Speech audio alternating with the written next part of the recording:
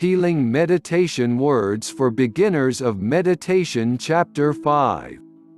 1. Long as the night to him who is awake. Long as the yojana, a space of 9 or 12 miles, to him who is weary. Long as the chain of existence * to the foolish who do not know the true law. 2. If on a journey a traveler does not meet his better or equal, let him firmly pursue his journey by himself. There is no companionship with a fool. 3. The fool is tormented thinking, "These sons belong to me. This wealth belong to me." He himself does not belong to himself. How then can sons be his? How can wealth be his?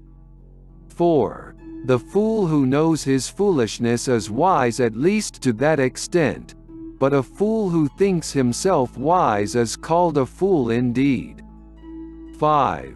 If a fool be associated with a wise man even all his life, he does not perceive the truth even as a spoon does not perceive the taste of soup.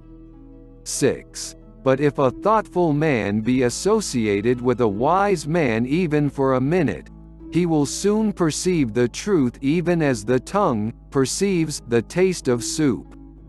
7.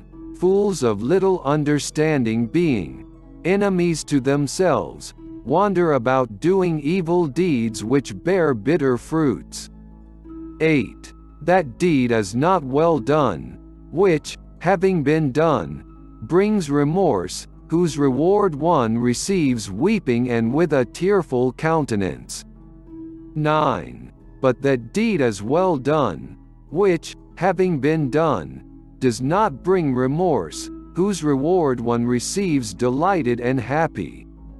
10. So long as an evil deed does not bear fruit, the fool thinks that it is like honey, but when it bears fruit, then the fool suffers grief. 11. Let a fool month after month eat his food with the tip of a blade of kusa grass. Nevertheless he is not worth the 16th part of those who have well understood the law. 12. An evil deed, like newly drawn milk, does not turn at once smoldering, like fire covered by ashes, it follows the fool. 13. The knowledge that a fool acquires, far from being to his advantage, destroys his bright share of merit and cleaves his head.